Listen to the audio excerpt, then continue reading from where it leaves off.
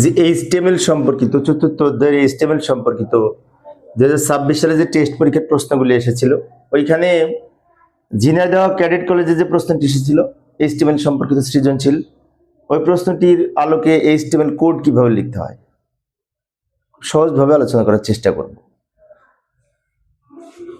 তো আলোচনায় তোমাদের সাথে আছি আমি মোহাম্মদ সিরাজুল ইসলাম। চলো শুরু করা যাক।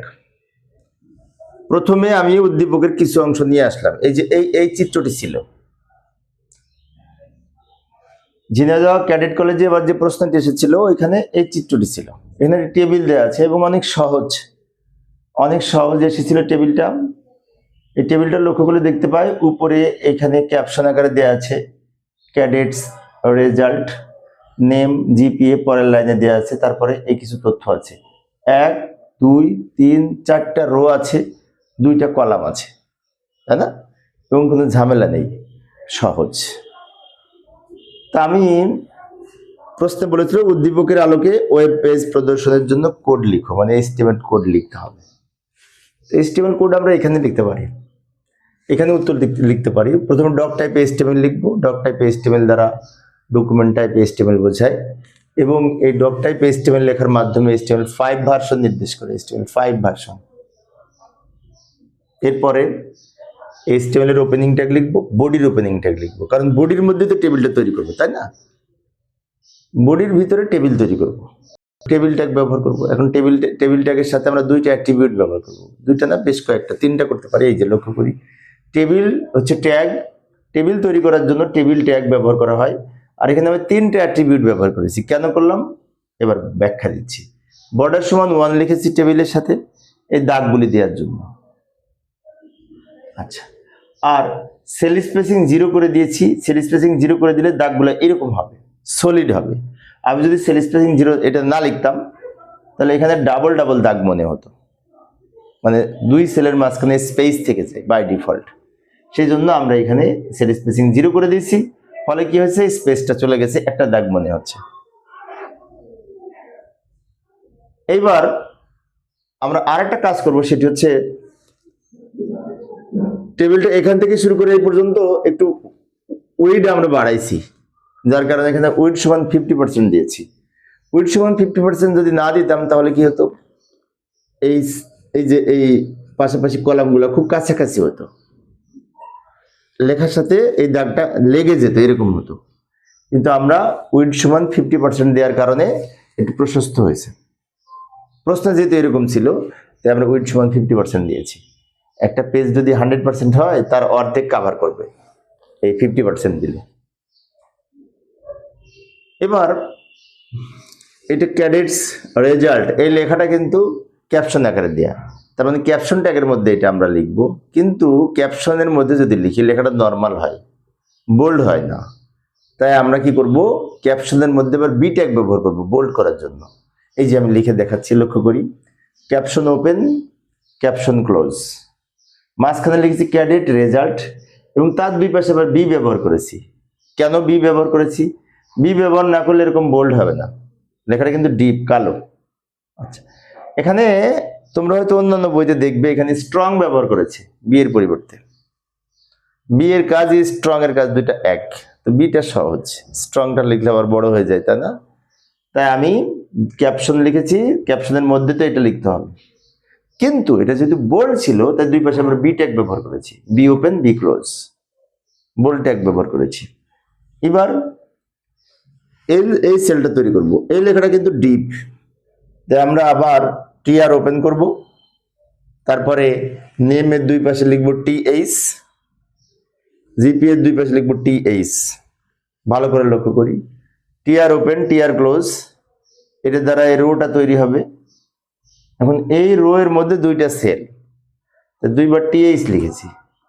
এখন অনেক শিক্ষার্থী মনে করতে পারে টিএইচ না লিখে আমি যদি টিডি লিখতাম তাহলে হতো। টিডি লিখলে হতো, কিন্তু টিডি লিখলে এরকম হতো না।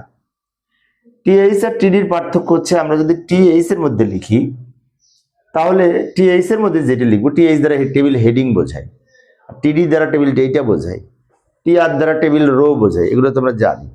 টিএইচ লিখলে হেডিং আকারে প্রকাশ করবে, শিরোনাম আকারে প্রকাশ করবে, মানে কি লেখাটা এরকম বোল্ড হবে এবং মাঝখানে থাকবে।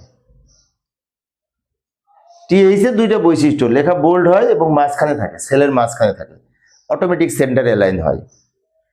এবার এইগুলি লিখবো, এটা শেষ। এবার এটা করার জন্য আবার টিআর ব্যবহার করব, টিআর ওপেন, আবিরের দুই পাশে এখন আমরা টিডি লিখবো, কারণ এগুলি সব ডেটা। আবিরের দুই পাশে টিডি লিখবো, জিপিএ 5 এর দুই পাশে টিডি লিখবো। ভালো করে লক্ষ্য করি, টিআর ওপেন টিআর ক্লোজ, এটা দ্বারা এই রোটা তৈরি হবে। রো এর মধ্যে দুইটা সেল ছিল, দুইটা ঘর ছিল, তো দুইবার টিডি ব্যবহার করেছি। এই যে টিডি ব্যবহার করার কারণে লেখাটা কিন্তু বাম দিকে পড়ে আছে, মাঝখানে নাই।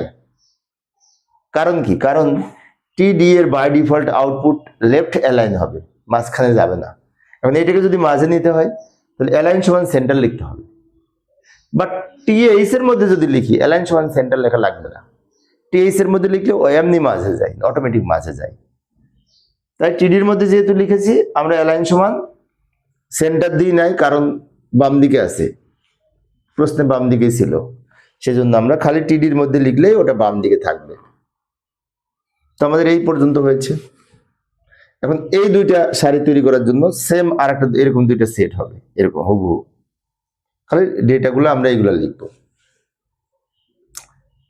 আবার আমরা যাই, এখানে জায়গা নাই, পরের পেজে যাই, আমি উদ্দীপকটা নিয়ে এসে রাখলাম। আবার টিআর ওপেন করব, এবার রহিমের দুই পাশে টিডি, 4.8 এর দুই পাশে টিডি, টিআর ওপেন টিআর ক্লোজ, টিডি দুইবার ব্যবহার করব, দুইটা খুব সেই জন্য। আবার টিআর ওপেন, করিমের দুই পাশে টিডি, 4.5 এর দুই পাশে টিডি, টিআর ওপেন টিআর ক্লোজ, দুইবার টিডি লিখেছে দুইটা সেলের জন্য। অর্থাৎ আমাদের প্রতিটা সারি তৈরি করার জন্য টিআর ব্যবহার করতে হবে একবার, আর যতটা ক্ষোভ থাকবে ততবার টিডি। যেমন টিআর ওপেন টিআর ক্লোজ, ফলে কি হলো, সারিটা তৈরি হলো, সারির মধ্যে দুইটা সেল ছিল, দুইবার টিডি ব্যবহার করেছি। এবার সবার শেষে আমাদের এই পর্যন্ত লেখা হয়ে গেছে। এখন কি করব, কিছু ট্যাগ ক্লোজ করতে হবে। আমরা টেবিল ওপেন করেছিলাম, সবার শেষে টেবিল ক্লোজ করব, তাই না? টেবিল তৈরি করার জন্য টেবিল ওপেন করেছিলাম উপরে, এখন টেবিল ক্লোজ করলাম। তারপর বডি ট্যাগ ওপেন ছিল, বডি ট্যাগ ক্লোজ করব। এইচটিএমএল ট্যাগ ওপেন ছিল, এইচটিএমএল ট্যাগ ক্লোজ করব। বডি ক্লোজ, এইচটিএমএল ক্লোজ, এই দুইটা ক্লোজিং ট্যাগ প্রত্যেকটা ওয়েবসাইটে থাকবেই শেষে, কারণ শেষে বডি ক্লোজ করবো, এইচটিএমএল ক্লোজ করব। টেবিল যেহেতু ছিল তাই টেবিলকেও ক্লোজ করতে হবে। এইভাবে আমরা এই ধরনের প্রশ্নের সমাধান করতে পারি। প্রশ্নটি অনেক সহজ ছিল, তাই না? তো প্রিয় শিক্ষার্থী বন্ধুরা, আমি শিক্ষার্থীদের অনুরোধে এই বিভিন্ন টেস্ট পরীক্ষার প্রশ্নের সমাধান করাচ্ছি। পরবর্তীতে কোন কলেজটি করাবো একটু দেখে যাই। হ্যাঁ, দেখে যাই। পরবর্তীতে ঝিনাইদহ ক্যাডেট কলেজের আর একটা প্রশ্ন ছিল, ওই প্রশ্নটির সমাধান করাবো। দেখার আমন্ত্রণ রইল। খোদা হাফেজ।